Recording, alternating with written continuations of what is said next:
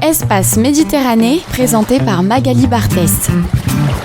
Aujourd'hui, dans l'émission méditerranéenne, je vous amène au Carré d'art de Sifour, qui accueille jusqu'au 17 mars l'exposition Traversées proches et lointaines de l'artiste Nadège Druskovski. Et pour en parler, j'ai le plaisir de vous la présenter. Bonjour à vous Nadège. Bonjour. Vous êtes diplômée en arts plastiques de la Central St Martin's de Londres et de la Glasgow School of Arts. La peinture anglo-saxonne est souvent associée aux peintres romantiques britanniques du 19e siècle, ayant mis en exergue la beauté de la nature et cherché à comprendre les émotions humaines. C'est un peu ce qui se dégage de vos œuvres, c'est aussi l'héritage de votre formation ? Alors je sais pas si c'est l'héritage de ma formation, mais c'est vrai que j'ai un intérêt très particulier pour le paysage, la nature, la montagne, mais aussi les paysages de mer.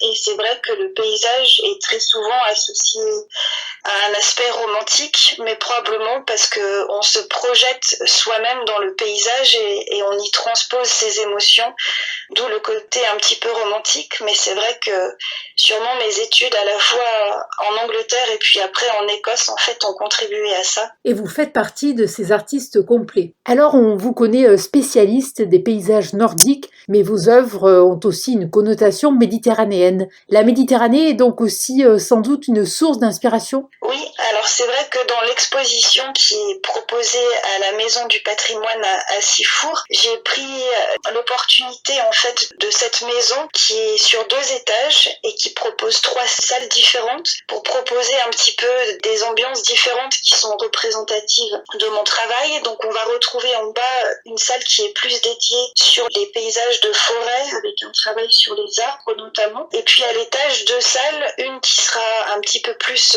représentative de résidences que j'ai pu effectuer dans les pays nordiques, en Écosse, en Finlande ou même en Russie. Et puis une 3e salle qui est plus inspirée par la lumière du sud, alors par une résidence que j'ai effectuée en Nouvelle-Calédonie, mais également en fait par des multiples séjours que j'ai pu réaliser dans le sud de la France, proche de Marseille et des Calanques. Et tout de suite, on a une lumière qui est beaucoup plus lumineuse, des couleurs en fait qui sont beaucoup plus douces. Et je vais travailler beaucoup plus dans les bleus, dans les jaunes.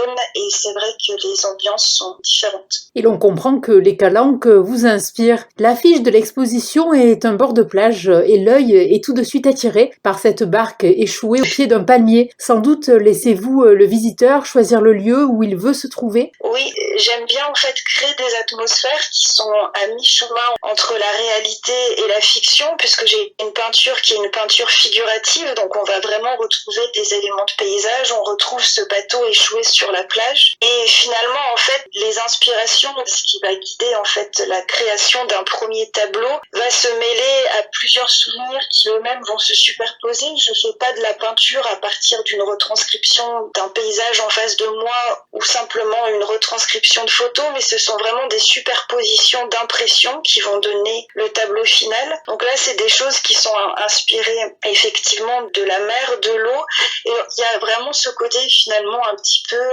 universel qu'on peut retrouver. Et c'est vrai que en arrivant à Sifour, la Maison du Patrimoine est dans le quartier du Brusque, à côté des îles du Gaou et des îles des Ambiers. Ce paysage, ces roches qui sont dans la mer, cette végétation avec des plantes grasses qu'on peut retrouver et qui sont caractéristiques également de beaucoup d'autres îles dans le sud. Vos peintures évoquent un peu le clair-obscur et convient le visiteur dans une atmosphère intimiste, un univers que nous avons seuls le privilège de découvrir. Oui, mais c'est vraiment l'idée en fait de plonger le spectateur dans quelque chose qui est à mi-chemin entre le rêve et la réalité. Je pense que la qualité principale de mes peintures, qui peuvent varier selon les atmosphères ou les endroits où j'ai pu passer, c'est vraiment le caractère onirique. C'est l'idée de plonger le spectateur dans un univers du rêve où lui-même peut projeter ses propres émotions dans les tableaux. Voilà qui peut contribuer à apaiser notre quotidien. Une forte intensité se dégage de vos toiles.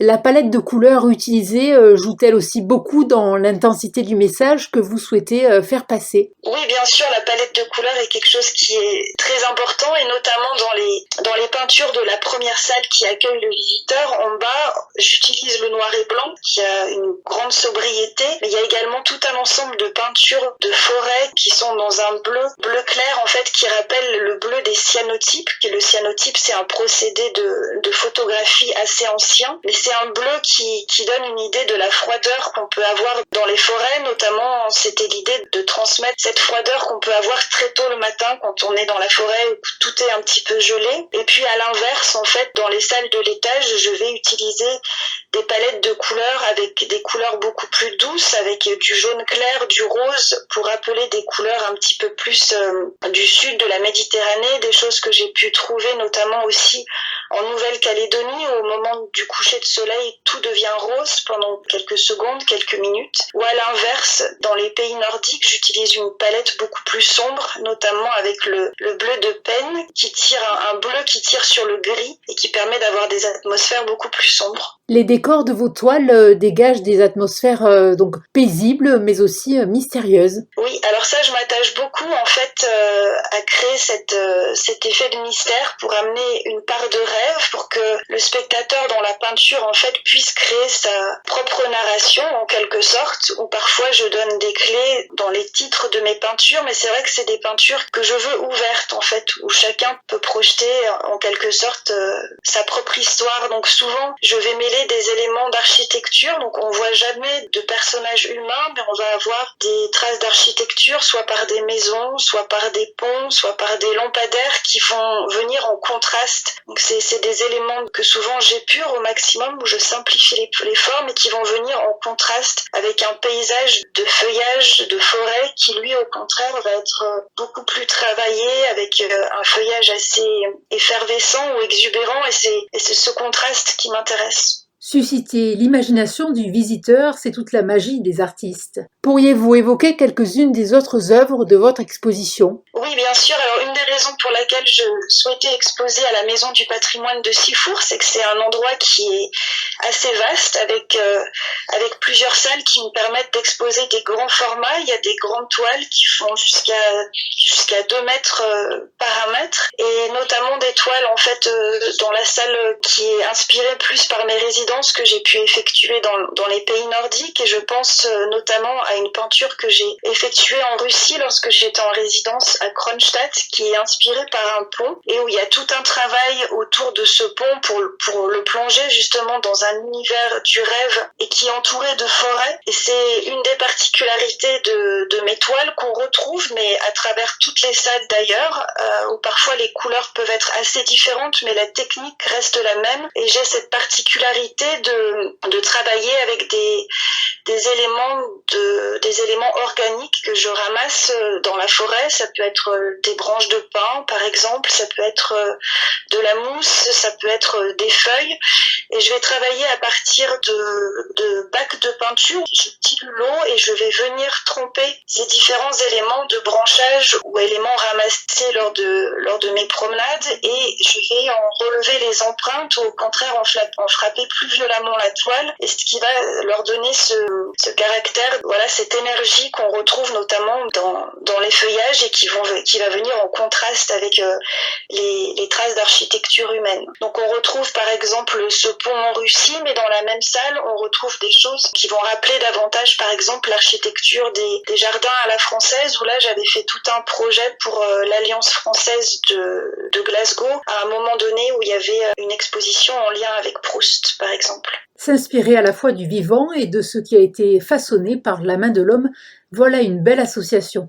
Lorsque je vous ai rencontré à Londres en 2010, vous privilégiez le grand format. Est-ce votre signature ? Oui, je pense que c'est vraiment le format où je me sens le plus à l'aise. Donc même si on peut trouver dans l'exposition de plus moyens formats ou aussi des plus petites œuvres, c'est vraiment sur le grand format que je me sens le plus à l'aise. Et je pense que ça vient du fait que quand on travaille sur des grands formats, des formats de 2 mètres, j'ai même une fois travaillé sur un triptyque de 6 mètres de long, on est vraiment sur un travail du geste en fait. Et c'est le geste du bras qui devient beaucoup plus important que le travail de la main, où finalement quand on est dans des œuvres de beaucoup plus de format, c'est la main qui œuvre beaucoup plus que le geste. Donc je pense que je suis davantage une peintre de la gestuelle, et puis c'est aussi l'idée que quand on est sur ces grands formats, en fait, aussi bien moi lorsque je crée l'œuvre que le spectateur spectateur, en fait, le spectateur rentre dans l'œuvre et c'est lui qui doit aller,